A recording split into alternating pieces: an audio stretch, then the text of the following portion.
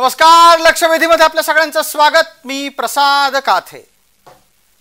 केंद्र सरकारमध्ये 10 वर्ष काढलेल्या आणि पुढील 5 वर्षांसाठी 400 पेक्षा जास्त जागा घेऊन सत्तेत यायचं संकल्प केलेल्या नरेंद्र मोदींच्यासाठी गाडी अडखळली आहे आणि ती नेमकी उत्तर प्रदेशातच अडखळली आहे, ज्या उत्तर प्रदेशातून सत्तेचा मार्ग केंद्रात पोहोचतो.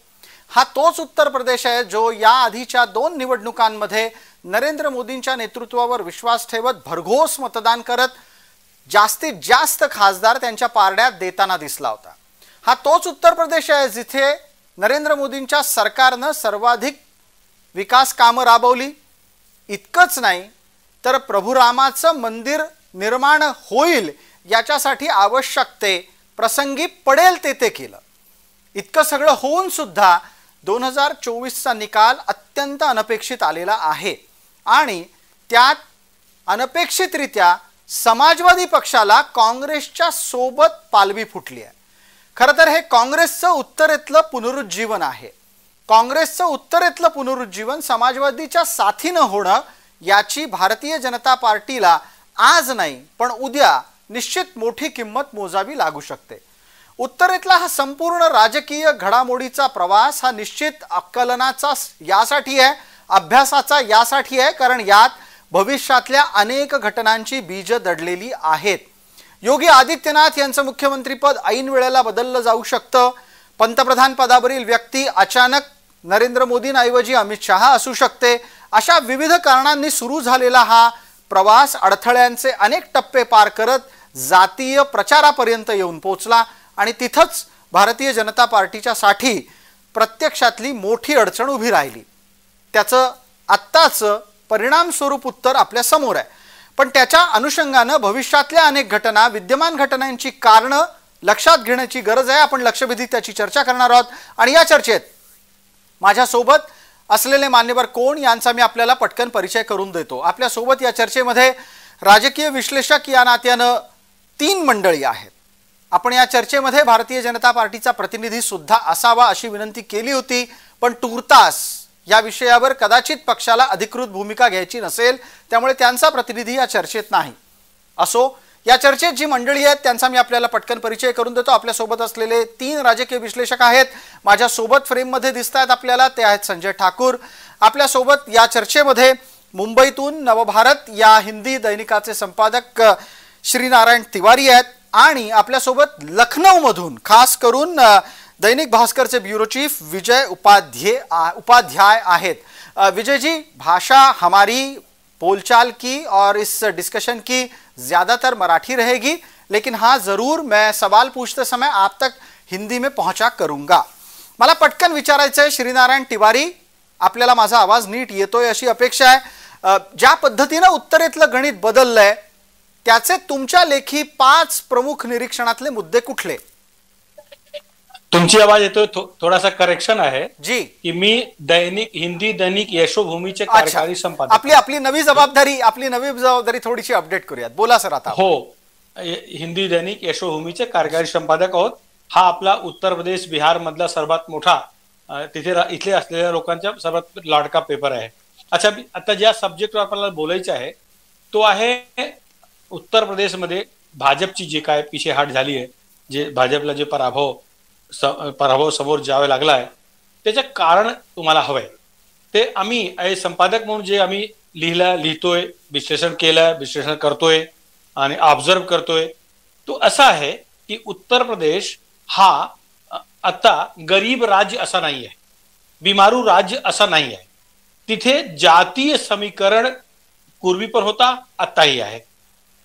उत्तर प्रदेशमध्ये आत्ता जे गणित बिघडलं तो म्हणजे युवकांमध्ये जे सरकारी नोकरी मिळण्याची जी आशा होती, आशा ती बळगली गेली.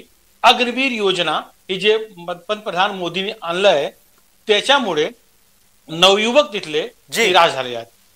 दुसरा, इलेक्शन पिरियड मध्ये विपक्षी दल म्हणजे समाजवादी पार्टी, काँग्रेस पार्टी यांनी जातीय राजकारण एवढा ताणलं की भाजप त्यांच्या काट तयार करू शकलेला नाही. जातीय राजकारण, जातीय म्हणजे ते सांप्रदायिक नव्हे, जातीय, कम्युनल नाही, कास्ट वाईज त्यांनी काय केलंय, संविधान बदली करतील आणि रिझर्वेशन संपवतील.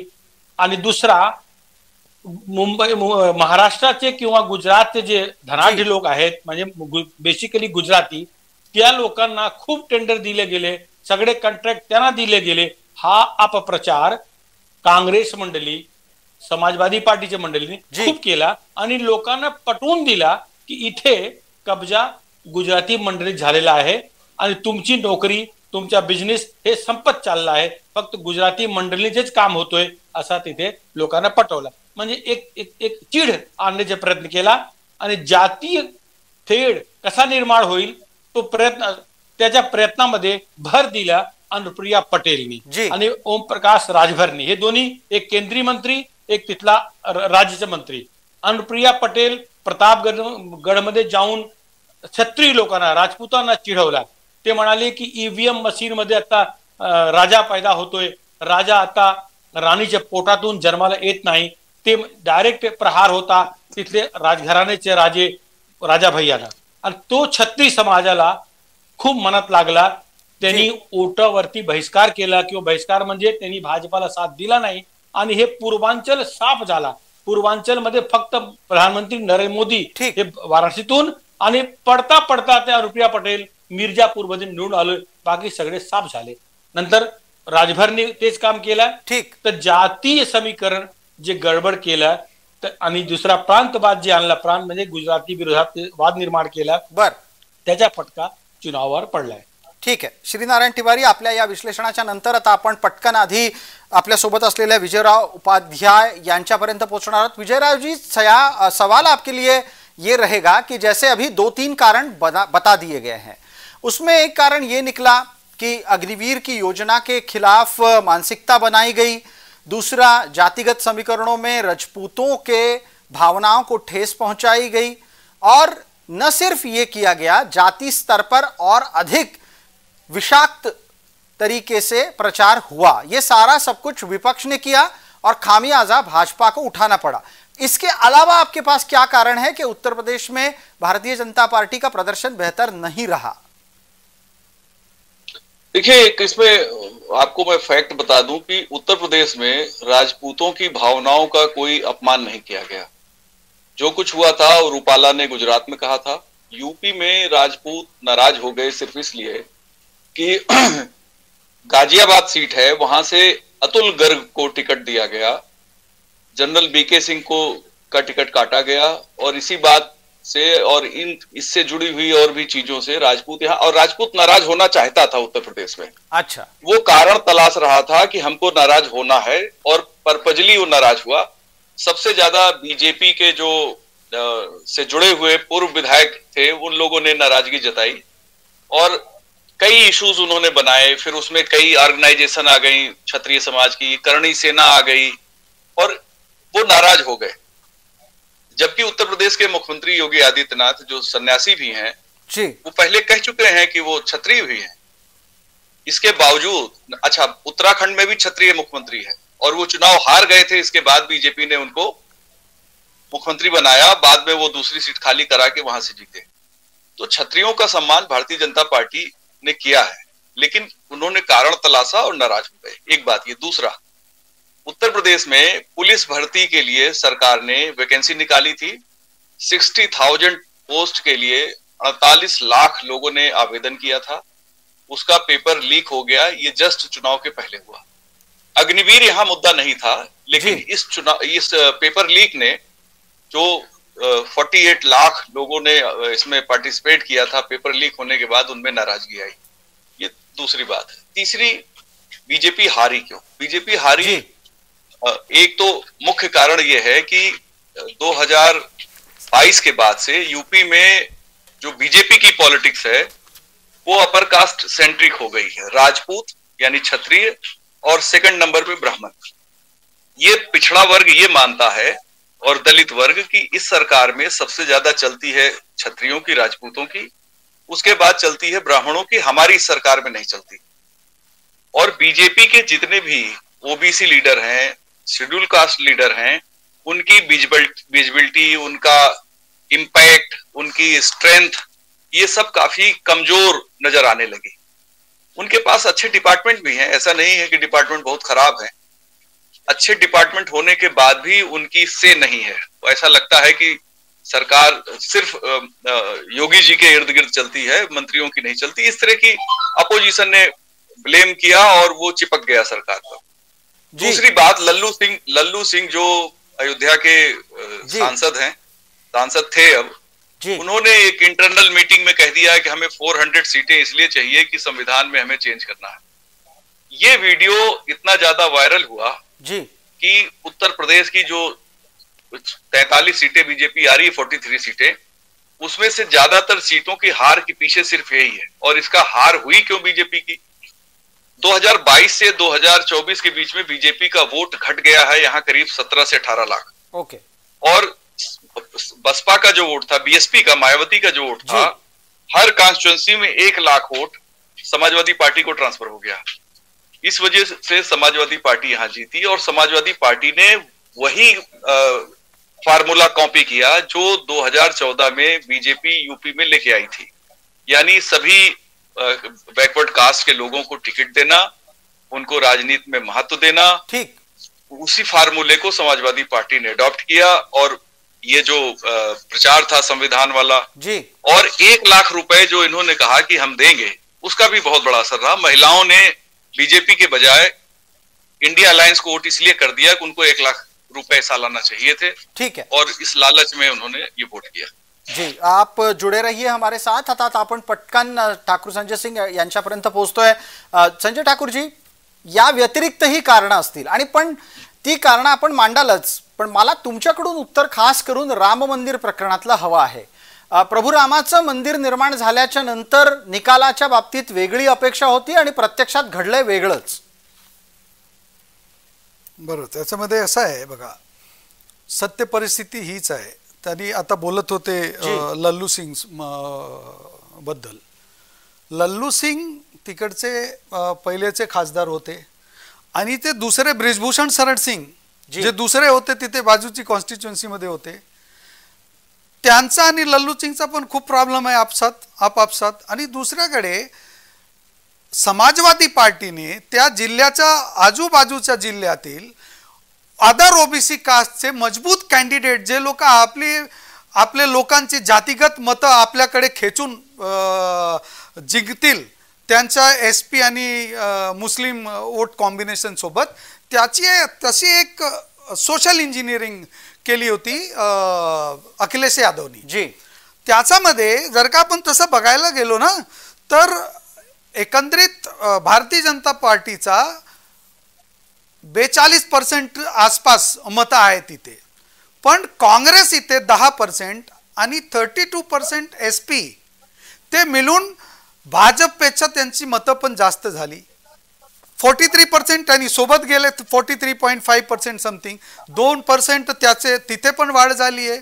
सेकंडली ते जे राजपूत लोकांचा होता, ते तिवारी साहेब बोलत होते, एक्झॅक्टली त्यांचे जे स्टेटमेंट होते अनुप्रिया पटेलचे तिकडचा जी, तो स्टेटमेंट होता की बाबासाहेबांनी आता राणी लोकांचं ऑपरेशन केलंय आणि म्हणून राणीच्या पोटात राजा पैदा होत नाही। आणि कुठे?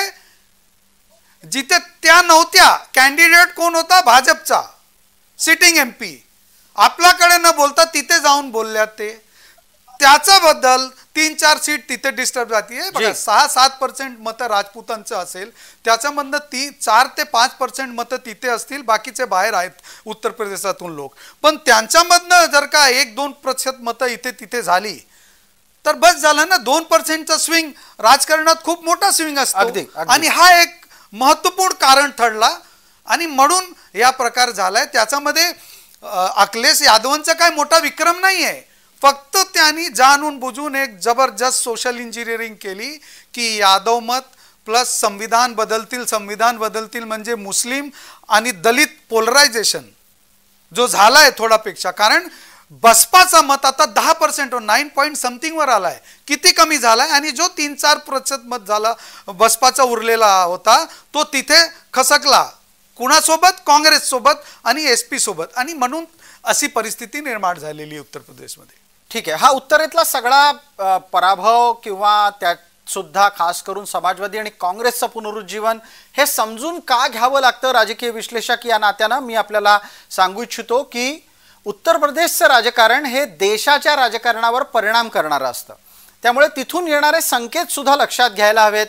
आजच्या घडीला संकेत 2-3 प्रकारचे आहेत आणि मी त्या संकेतांच्या बाबतीत अधिक विश्लेषण करण्यासाठी आपल्यासोबत असलेल्या श्रीनारायण तिवारी, विजय उपाध्याय आणि ठाकूर संजय सिंग या सगळ्यांनाच टप्प्याटप्प्यानं बोलतं करतो. पहिला मुद्दा घेतो आणि तो पटकन आधी घेऊन जातो आपल्यासोबत असलेल्या श्रीनारायण तिवारी यांच्यापर्यंत. तिवारीजी, राम मंदिर बांधून सुद्धा जर समजा हिंदू भाजपाला मतदान करणार नसेल तर काय, असा प्रश्न आता यानंतर समाज माध्यमामध्ये मोठ्या प्रमाणात चर्चेला येतोय.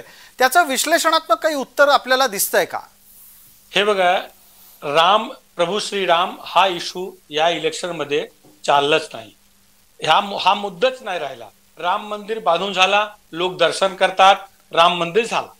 आता जातीय राजकारण एवढा प्रभावी झाला होता.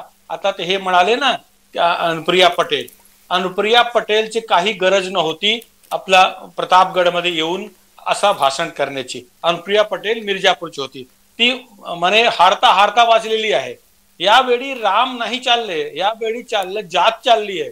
जातीवरती सगळे वोटिंग झाला. आणि दुसरीकडे MY फॅक्टर कंबाईंड म्हणून एकट्ठा मतदान केलं आहे.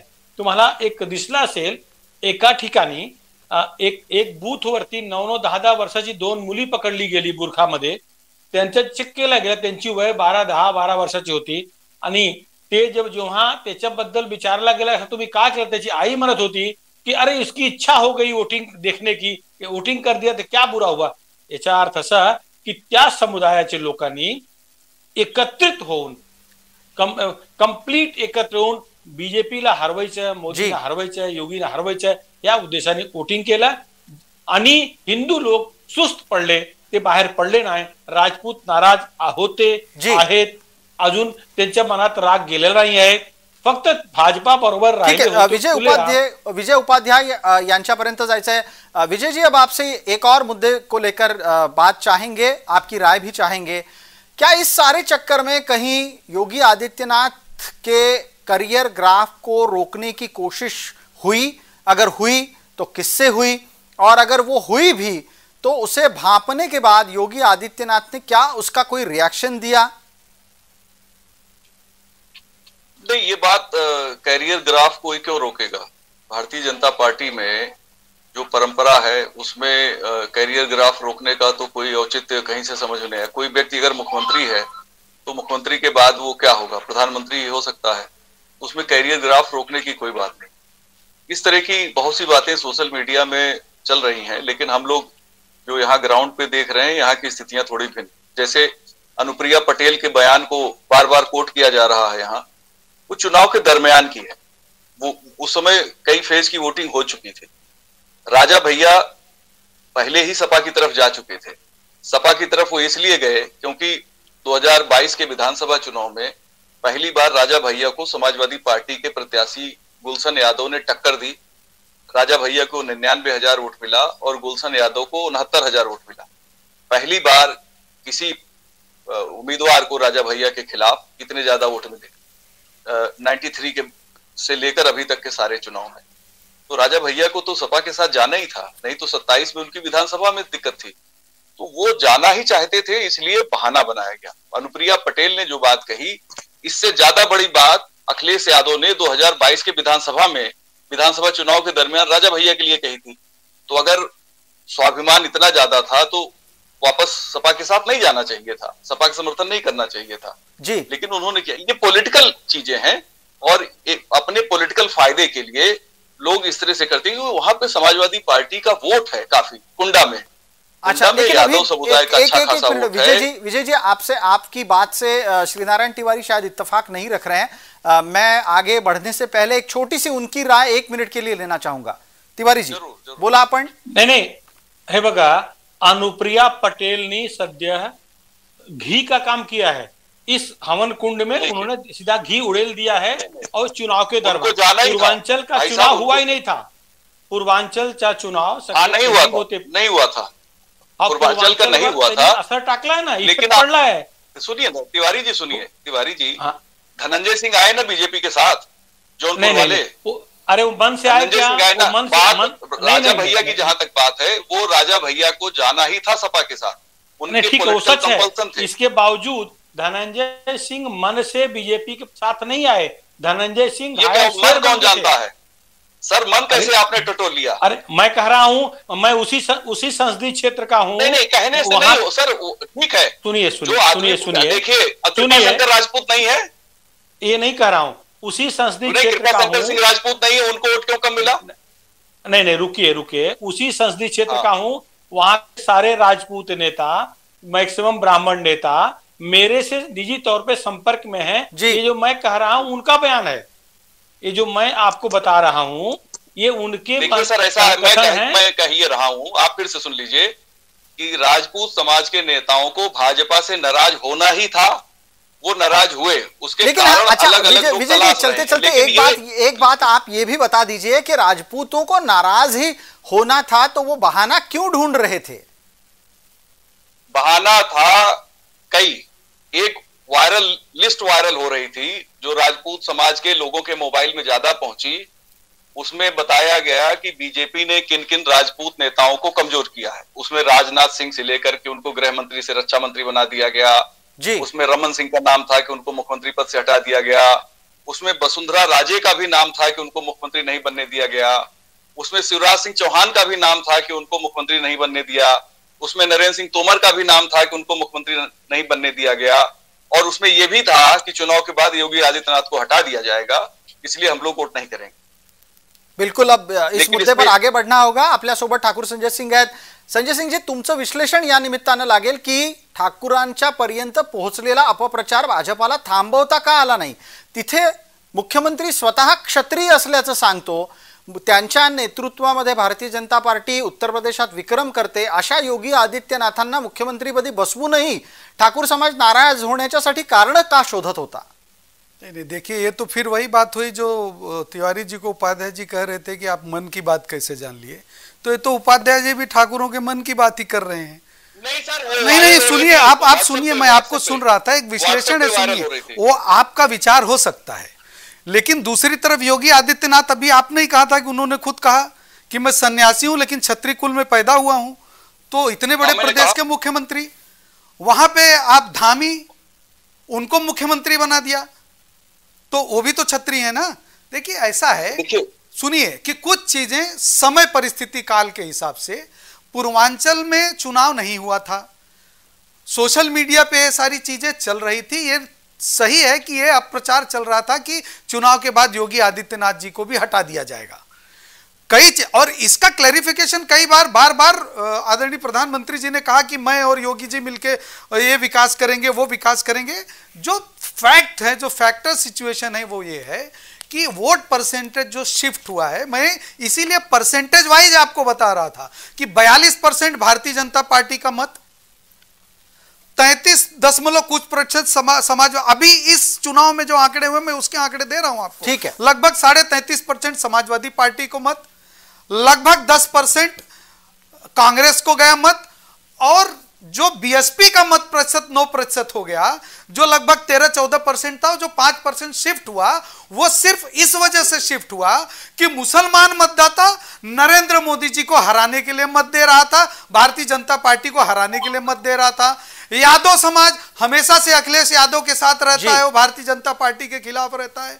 मुस्लिम यादव के साथ में जब संविधान बदल देंगे ये प्रचार जोर से हुआ, और उसमें जब 3-4% दलित मत उस तरफ गया, उसमें 1-2% क्षत्रियों का मत, जो तिवारी जी ने कहा कि ये आग में घी की तरह काम किया, ये सारी चीजें मिलके एक साथ एक कंबाइन स्थिति हो गई, और इन लोगों का मत प्रतिशत लगभग 46% के आसपास चले गया, और ये परिस्थिती आपके सामने। ठाकूर साहेब, माझा एक प्रश्न तुमच्यासाठीच आहे आणि त्याचं उत्तर पटकन तुमच्याकडून अपेक्षित असं करतो। तिवारी जी, मैं आ रहा हूं आपके पास। ठाकुर साहब, एका गोष्टीचा खुलासा आपण करा कि इस सब का कोई काट नहीं है बीजेपी के पास। नहीं, देखिए ऐसा है कि मैं बहुत जिम्मेदारी से यह कहना चाहता हूं कि उत्तर प्रदेश का रिजल्ट देख के आप ये अंदाज लगाइए कि भारत इतने वर्षों तक लोगों के गुलामी में कैसे रह सकता है, क्यों रह सकता है। उत्तर प्रदेश का विकास, देश का विकास, बनारस का विकास, राम मंदिर का निर्माण, 500 साल से बचे हुए प्रश्नों के उत्तर देने के बाद भी अगर नरेंद्र मोदी की भारतीय जनता पार्टी को इसलिए ये झेलना पड़ता है कि यादव, क्योंकि अखिलेश यादव की आज भी उत्तर प्रदेश पूरी तरह से जातिगत व्यवस्था में रमा हुआ है। और जातिगत, और जौनपुर की बात अभी कर रहे थे कृपाशंकर सिंह सिर्फ इसलिए हार गए क्योंकि वहां पे अखिलेश यादव ने कुशवाहा जी ऐसे जाति का प्रत्याशी दे दिया जिसका मत लगभग 2.25 लाख मत था, और वो परंपरागत तौर पे भारतीय जनता पार्टी और बसपा को मत देता था। ठीक, कुशवाहा जी के जाते तुरंत समाजवादी की तरफ जाति के आधार पे पलट गया और वो मत वहां ऐड हो गया और लगभग 1 लाख मतों से कृपाशंकर सिंह चुनाव हार गए। तो आज भी जातिगत व्यवस्था हावी है उत्तर प्रदेश में और उसके लिए बहुत प्रयास करना पड़ेगा। और इस देश के विरोधी पक्ष भी उतने ही जिम्मेदार हैं जब वो ये जानते हैं कि भारत का संविधान कभी नहीं बदला जा सकता, कोई माई का लाल भारत के संविधान को बदल नहीं सकता। और नरेंद्र मोदी जी ने कह दिया कि मेरी क्या औकात है। सुप्रीम कोर्ट के संविधान पीठ ने कहा कि संविधान का बेसिक स्ट्रक्चर कभी चेंज किया ही नहीं जा सकता। उसके बावजूद भी गरीब जनता ने, अनपढ़ जनता या शोषित जनता ने अगर ये विश्वास कर लिया और समाजवादी और काँग्रेस के झांसे में आ गई तो ये तो होना ही था। ठीक आहे, एक मुद्द्याला पटकन पुढे नेऊयात, आपल्याला वेळेची मर्यादा आहे। आपल्यासोबत विजय उपाध्याय आहेत आणि श्रीनारायण तिवारी, चर्चेच्या शेवटच्या टप्प्यात आपण आहोत। पटकन एक मिनटामध्ये उत्तर हवं है। विजय जी, 1 मिनट में बस बता दीजिए, अगर यूं ही चलता रहना है तो विकास क्यों करे? बेहतर है कांग्रेस जिस तरीके से राज करती है वैसे ही चलते रहें, ऐसा सोचा भी जा सकता है?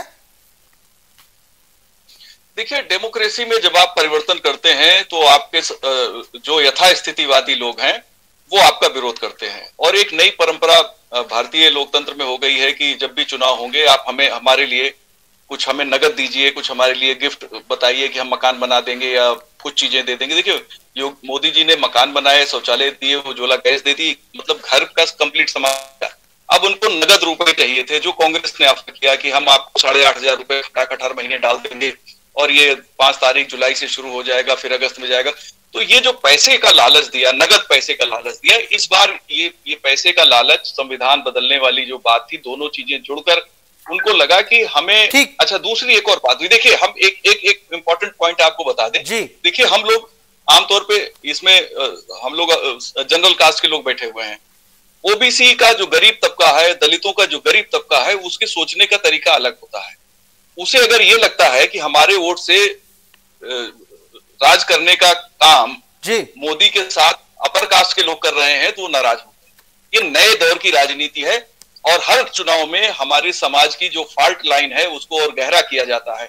अगर चुनाव होने बंद हो जाएं, हालांकि ऐसा संभव नहीं है, तो हमारी जाति व्यवस्था कमजोर हो जाएगी। लेकिन चुनाव बताता है कि तुम फला बिरादरी के हो और तुम फला बिरादरी के हो, और तो गोत्र तक लोग बताते हैं। तो ये बहुत ही खराब है डेमोक्रेसी में।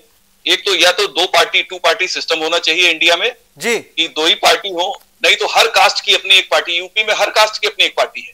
तो इसलिए अब जैसे ब्राह्मण समाज है, करणी सेना है, इन लोगों को क्या जरूरत? आप भाई जनरल कास्ट के हैं, आपको 10% रिजर्वेशन आर्थिक आधार पे मिला हुआ है, आप क्यों इस तरह से चिल्ला चिल्ली करते हैं? अब चुनाव में अगर कोई ब्राह्मण समाज कहे कि इनको वोट मत दीजिए और करणी सेना आके कहे कि शपथ दिलाए कि आप इनको वोट मत दीजिए, तो ये इसका असर ओबीसी और दलितों पे भी पडता है और अपनी तरीके से इन चीजों को देखते हैं। ठीक आहे, श्रीनारायण तिवारी, चर्चेच्या शेवटच्या टप्प्यात आपल्याकडून उत्तर अपेक्षित आहे की जर समजा अशाच प्रकारच्या प्रचार आणि राजकारणाच्या दृष्टीने भारत पुढे जाणार असेल तर येत्या दिवसातल्या निवडणुकांचे प्रचार कसे असतील आणि उत्तर प्रदेशातलं 2027चं भवितव्य काय आहे? अगदी खतरनाक भवितव्य आहे।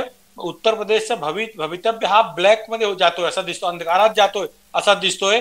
जातीय राजकारण जर थांबला नाही तर उत्तर प्रदेशचा विकास 100% थांबेल। राजकारण असंच राहिलं तर विकास होणार नाही। आज जो मोदी किंवा योगी किंवा केंद्रीय यंत्रणा सगळी उत्तर प्रदेशमध्ये लागलेली आहे, जे काय विकास दिसतोय तो विकास अवरुद्ध होईल। पूर्वी पण पैसा यायचा पण दिसत नव्हता, सगळे पैसे खिसात जात होते। आता पैसा येत होता, समोर दिसत होता, रोडवर दिसत होता, इन्फ्रास्ट्रक्चर मध्ये दिसत होता, तो पुढे दिसणार नाही। जाती राजकारण थांबला पाहिजे। मोदी हा उत्तर प्रदेशसाठी वरदान आहे असं मी मानतोय। पण जाती राजकारण काटण्यामध्ये मोदी फेल झाले, हे पण तेवढंच सत्य आहे. अगदी या चर्चेला वेळेची मर्यादा आहे. आपण या चर्चेमध्ये संकेत दिलेले आहेत की जर हेच अशाच पद्धतीचं राजकारण चालत राहिलं, जर समजा लोकांना फ्रीबीज म्हणजे थोडक्यात रेवडी वाटण्याच्या आश्वासनांनी सुद्धा महत्वाचा राष्ट्रीय मुद्दा सोडून मतदान करायची इच्छा होत असेल, तर भविष्यात राजकारण, त्याचा प्रचार आणि त्यानिमित्तानं होणारी स्थिती अशाच वातावरणात पुढे चालत राहील. उत्तर प्रदेशात 2027चं याच स्थितीवरचं राजकारण पुढे जाईल की नाही हे आपण वेळोवेळी तपासत राहूच. तुर्तास माझ्यासोबत सहभागी या चर्चेत झालेल्या सर्व मान्यवरांचे मनपूर्वक आभार. लक्षवेधीच्या या चर्चेमध्ये तुर्तास इतकंच. सर्व प्रेक्षकांना जय महाराष्ट्र.